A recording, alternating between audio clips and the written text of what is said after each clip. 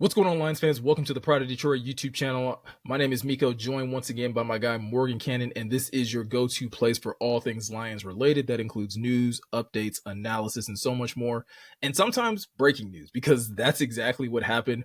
Morgan and I got together today. We're planning to actually talk more NFL draft because the draft is, well, tomorrow when we're recording it, but if by the time you guys see it, it is happening tonight, the first round in the NFL draft. And we were actually just going to list off some of the players, or at least tier out some of the players that we would love to see the Lions, kind of go after in the first round. But Morgan, this is the fun of being able to have a YouTube channel and to be able to do things like, pre-plan things and being able to pivot, because the Lions had some breaking news that just broke not too long ago with them deciding to extend a free safety, Kerby Joseph, with a 4-year, $86 million deal.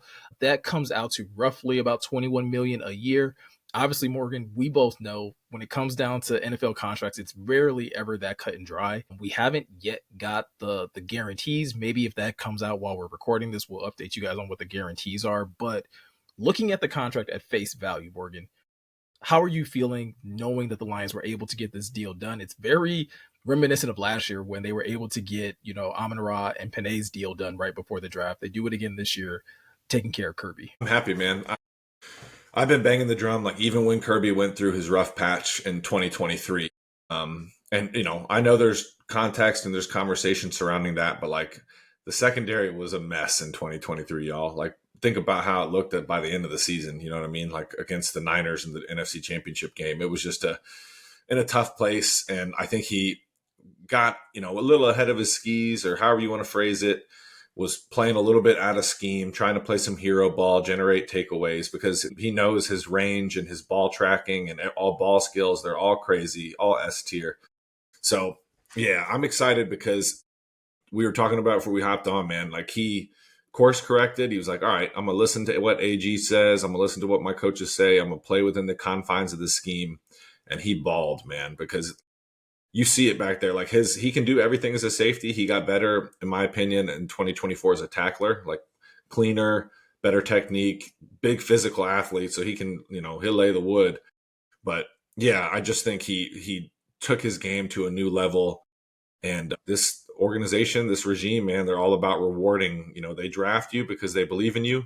You make the plays and we'll pay you, right? Absolutely. And I'm right there with you in regards to, I think you look at the 2024 season, and the 2024 season isn't necessarily what got Kerby paid. You and I were talking, and I was like, I think it's the thing that probably added a couple millions to whatever he was going to get, because he did. He had a fantastic 2024, led the NFL in interceptions with 9 picks, got his first All-Pro selection. You look at how Kerby played specifically in 2024 and 2022, and it's kind of hard to argue that he's not like the best free safety in football right now. He definitely, like you said, has improved his game when it comes down to his coverage skills. His athleticism is on full display. I thought he became a much better tackler in 2024, kind of again reclaim that tackling ability that he had in 2022. 2023 is the outlier, I think, in my opinion. And it's a weird outlier because he still had 4 picks in that year, right? Like, so it's weird until you turn on the tape. And I think if you ever look at Kerby Joseph through these first 3 years of his career, look at 22, look at 23, you'll be like, wow, this doesn't look like the same player that I saw in 2022. And then you look at 2024, and 2024 is when you start to feel like, okay, now we can make the long-term investment. I think the Lions knew they had something special in 2022 when he first started making plays and getting some of those interceptions. Like, okay, hey, we might have a player here. I was very hard. Like, you talk about some people are a little skittish on Kerby after that 23 season. I was very hard on Kerby. And that was mainly because you and I were doing film breakdowns during that season. And it was so evident on tape of him just being out of place, or him trying to do too much, or him trying to, play hero ball at times.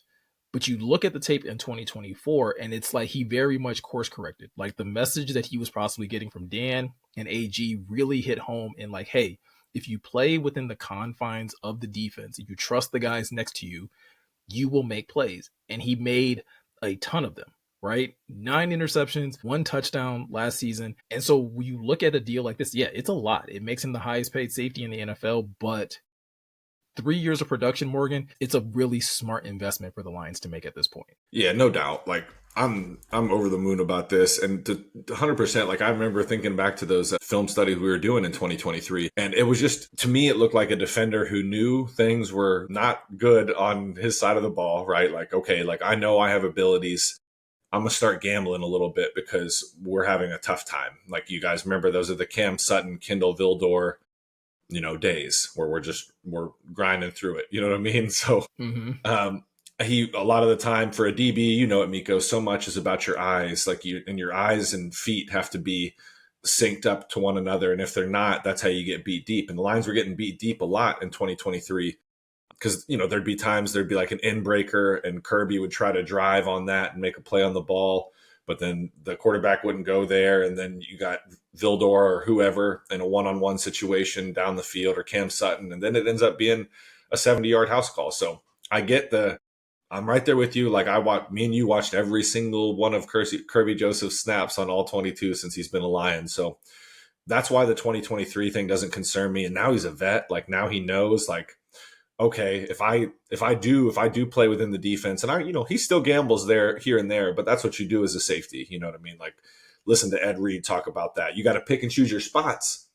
But when you do, and you're good at picking and choosing those spots, it's almost like you're I don't know, another sport, like a sport analogy, like a pitcher, you know what I mean? Like going to your, you can get this by them. It may look a little scary, like they get close to it, but nah, we're good. I got him. So yeah, I'm so excited, man, because he's gonna be a good vet. He's energetic, like his teammates love him. So I'm really excited for Kerby, man. This is dope. Yeah, absolutely. And I love what you're saying about him being like he's definitely maturing and growing in this system, right? You can say like looking at that secondary in 2023, there was a lot that was like probably put on him and BB during that time where it's like, man, you guys are going to have to do a lot.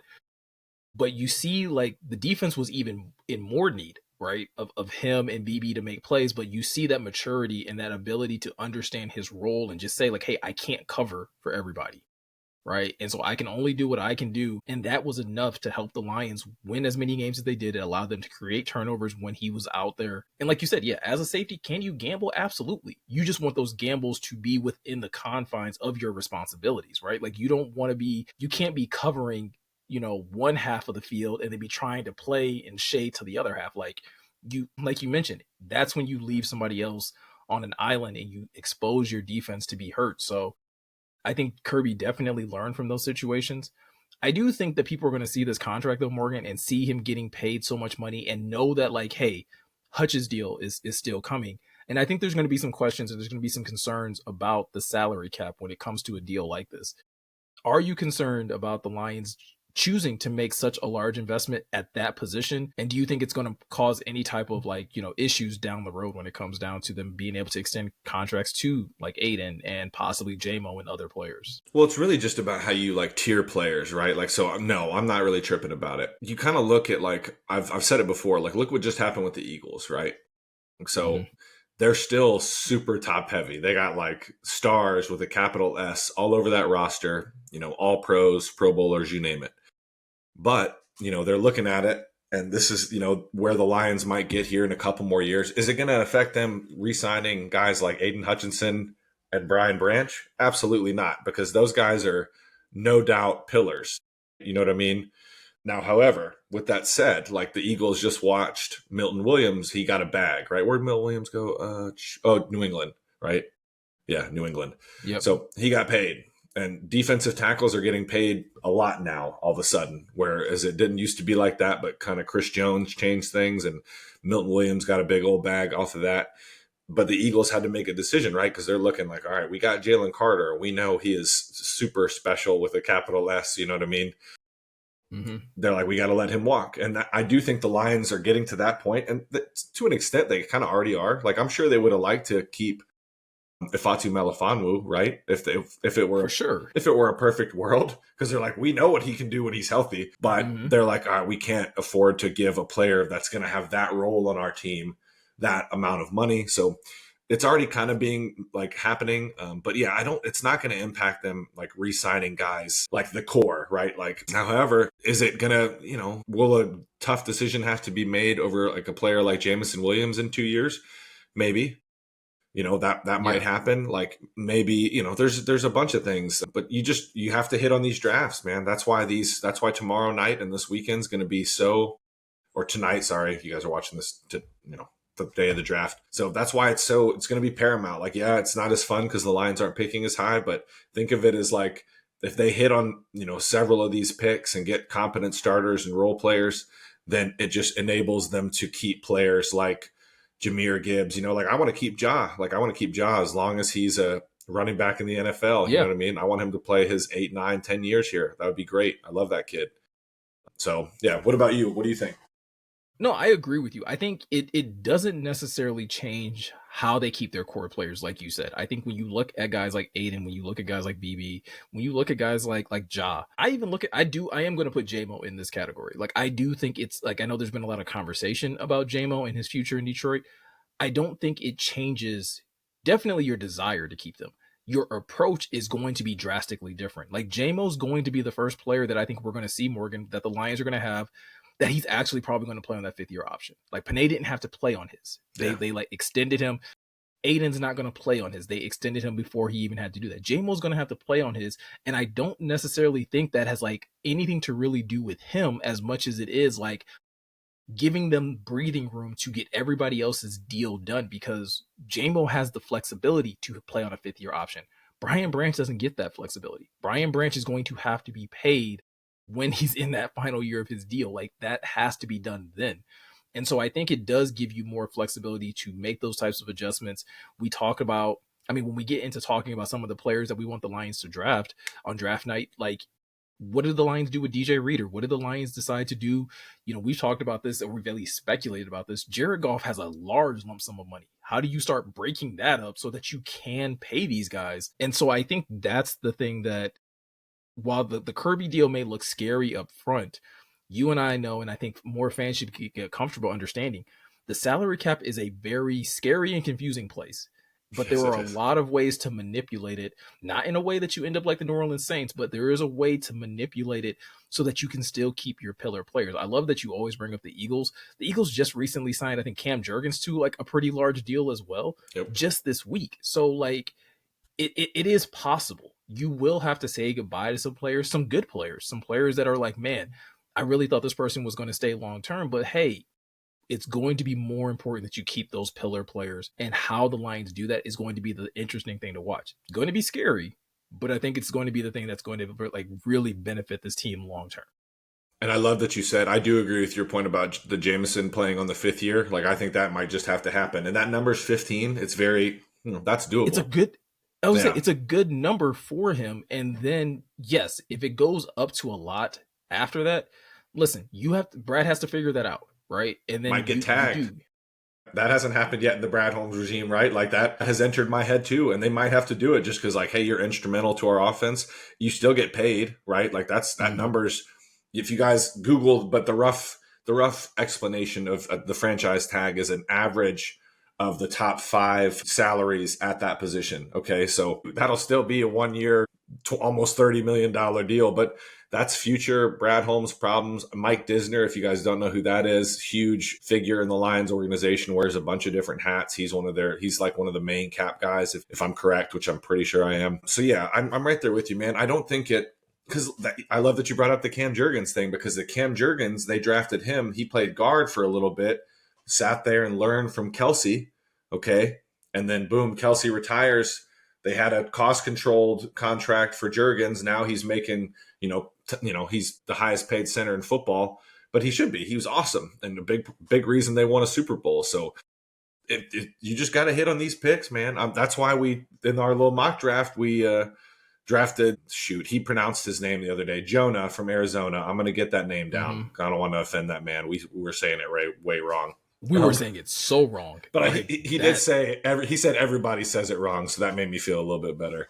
He said everybody says that thing wrong. So, but that's why we, because so like Miko said, because some of these aging vets, like you look at I love all these players. I want to put this out there, but Taylor Decker, DJ Reader, Alex Anzalone, Mm-hmm. Graham Glasgow, like love Graham, but like, there's money that will be coming off the books, and then you need to have those players infill it and keep it rolling, because you want to keep the core. That's what it's about. And Yeah. you guys know how big of fans we are of Jamison Williams on this show and like at POD, but I'm also like, man, we talked about it the other day, me and Mika, like if you could only keep one, is it JMO or is it Jameer? That's a discussion to have one day, but That's a fight in the fan base right there. I know. I love both of them, man. I got big fan of both of those cats. So yeah, I don't sweat it right now, guys. Like I already saw people like, oh, can we pay BB too? Brian Branch is going to be a Lion, okay, barring some crazy unforeseen circumstance. That dude is the Yeah. epitome of a.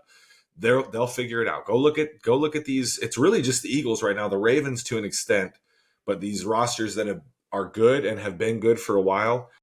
You look at it, there's like 10 to 12 players on those rosters, like at all times, that are like paid with a capital P. All right. And they make it work, to Miko's point. Like there's ways to manipulate the cap. We've said it's going up a big chunk here soon. Once this new CBA rolls around at the end of the decade, 2029, I want to say, they'll probably backload Kirby's. Like once we see those details, like it wouldn't shock me if 2025 and 2026 were both low and they just gave him a bunch of guaranteed money that gets paid out in bonuses. So don't sweat it. Everybody's going to get paid, babies. I promise. You want to speculate what the guarantees will be? Because like that's a 8 out of 86 mil. 50. I was gonna say like 40, 50. 50 probably, like 50-ish. They'll probably a bunch of it guaranteed, like 50 of the 86 guaranteed, and then they'll just backload it. I'd keep those numbers in 28 and 29. I'd be like, yeah, that's future me problems. Once we'll see, we'll see what happens then. Well, yeah, I was gonna say, see where the team is, see where the roster is, see if you need to start. Like, there's so many things that can happen from there. So, no, I really love this as a talking point. It is good. And again, I think it's a smart decision by the Lions to keep Kerby Joseph. Like I said, those first 3 years, 17 picks in the first 3 years. Like, yes, 2024 is insane, but like at this point in time, Kerby has almost set a baseline for himself of at least 4 picks, 4.5, right? At this point, like it's and he's shown the ability to do it, right? And I think that the threat of him back there, the threat of a Brian Branch, you now have DJ Reed. We'll see how much Terrion improves this year. You're getting Aiden back. You'll get Aleem back at some point in the season. And then we have to see what the Lions decide, like what other additions they decide to make to this defense when you talk about the draft. And if they can continue to add players, man, like it's you're hitting, right? I didn't even mention the linebackers. Jack is playing really well, like really made a really good jump last year. Yeah, Derek Barnes is coming back. Like there's a lot to be excited about. Yeah, Alex is playing really well as a vet. So like there's so much to be excited about in that regard. And so Morgan, I know we were going to talk draft picks, but I think this is a good place to leave the people, because I think, like, again, the last few videos we've put out have been over 30 plus minutes. We will definitely be recapping the draft for you guys. We will definitely be talking about, I know Morgan's going to the Pistons game tomorrow, so I will at least try to get a video out, instant reaction from who the Lions draft. Oh, wait, I'm not going. So we can definitely do something because I wanted to go, man. Them things are high though, and I spent enough money on Lions playoff games. You know what I'm saying? I feel you. Yeah. So, all right. So at least you guys can look forward to that. You may not know who we at least had on our wish list, but like, do you really care who's on our wish list? You want to run through the 6? We've talked about. You just want to? We'll give him the 6. I can give you my 5. I can give you my 5. All right. So real quick, my top 5 for the Lions to draft in the first round. I got Michael Williams. Obviously, we talked a ton about him. Absolutely worth trading up for. If you have to get him, you might have to trade up big, but I still think he's worth that type of investment. Eric Harmon is my number 2. Again, might have to trade up for him. Might be available at 28. I think he's just versatile defensive lineman that I would love for the Lions to pick. Tyler Booker, offensive lineman out of Alabama, would absolutely be ecstatic if they got him. He just seems like he fits Detroit. Kenneth Grant, defensive tackle out of Michigan. If they were able to get him, again, solid replacement for DJ Reader in the event that you decide to move on from him in a little bit. And then a little bit of it might be a bit of a reach for some people, but I'm going to take Nick Scorton, the other edge out of Texas A&M. Really productive 3 years in college, 17 sacks. Don't got a lot of athletic profiles on him because he didn't participate in the combine. I'm assuming it was some sort of injury. But again, if the Lions were able to pick him because all the other edge rushers were gone, I would be very happy with that pick. What about you? No doubt. Yeah, I like all those, and I think they're reasonable. Like some will say, Michael Williams or Harmon are both going to be gone by then, and they might. They might be gone early. There's just so much unknown Mm-hmm. with this draft too. Like this class for whatever reason. Like it's not just us saying that. Like a lot of analysts are like beyond 15. I don't know. I'm like, what? That's crazy. Yeah, there's a lot of variance in this draft Yeah. class. I'm like, golly, bro. Absolutely. Only I'd throw Donovan Ezeraku, Boston College there. He would add some juice to the pass rush, a little lighter, but I still think he could set an edge consistently. High grit score, all that. Shamar Stewart, Texas A&M edge rusher, would fit like a glove, similar to Michael. Although I do like Michael more. Opposite of Hutch, playing that big end, that close end role, and then I throw Gray Zabel in there, the North Dakota State kid. I think it'll take a little bit of time for him to. I wrote his profile the other day. He only played against one FBS opponent his whole career and 40 starts, and it was Colorado. I did watch all of that game. Looked good. I would project that, similar to the Cam Jurgens thing, like could end up being like the Frank Ragnow replacement, hopefully like 3 or 4 years down the road whenever Frank doesn't feel like playing anymore. So, yeah. Mm-hmm. Those are some names to think about. And really, I keep hearing, this is what I'll leave y'all with. I keep hearing that a lot of people want to move down. And like, the way I think, like maybe that would make it easier to move up since so many folks want to move down. Like maybe it won't be as expensive as we think to move from 28 to 20. So something to think about. And I'm excited, man. Hopefully the Pistons get a dub and the Lions make everybody happy. And we're on our way to winning a superb owl next February. You know what I'm saying? Absolutely. Brad Holmes, if you're a fan of the Pride of Detroit YouTube channel, just don't give us a reason to have to make a video that has to like calm down the masses. That's all I ask. Yeah. I just don't want to have to do a video where I have to like calm people down. That's the worst because I'm like, oh, here we go, bro. I'm like, here we go. Exactly. But it's going to be a good draft. It's going to be an amazing couple days. It's going to be exciting. We're going to definitely be putting out reaction videos to all of the draft picks, probably at the end of the day of each of these picks. Like I said, I will make sure, no matter how late it is, I'll try to get you guys a reaction tomorrow night. For We sure. might be groggy-eyed, but we'll get the reaction out there so that you guys can at least know what we think. And then we'll do the same thing for day 2 and day 3, trying to react and at least get a feel for this draft class that the Lions are going to be looking to put together. But with all that said, for any more news on the Kerby Joseph situation in terms of his new contract, you can always check out prideofdetroit.com. That's where you're going to be able to find out any more updates that we get on his contract. Like I said, we're still waiting for the guaranteed money, and we're still waiting to see like how this money actually breaks down year to year. It's also going to be the place to go in the event that we maybe get some Aiden Hutchinson contract news, or maybe a Jamison Williams 5th-year option pickup. All of that stuff is going to be on the website first. So definitely go check that out. Over at prideofdetroit.com. And if you want to stay locked into any of the video content we do over here on YouTube, all you have to do is hit that subscribe button, hit that notification bell. That helps out the channel immensely, and it makes it easier for you to find our content as well. So with all that said, I'm Miko. He's Morgan. Thank you guys for taking the time to watch, and we will be sure to catch you guys in the next one.